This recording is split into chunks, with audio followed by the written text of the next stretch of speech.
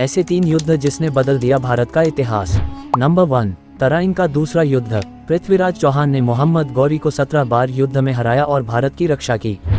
लेकिन 1192 में तराइन के दूसरे युद्ध में पृथ्वीराज चौहान हार गए।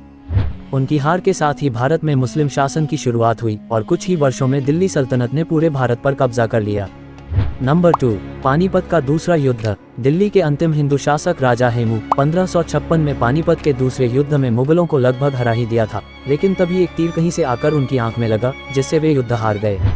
उनके हार के साथ ही दिल्ली पर मुगलों का कब्जा हो गया और कुछ वर्षों में ही मुगल साम्राज्य पूरे भारत में फैल गया।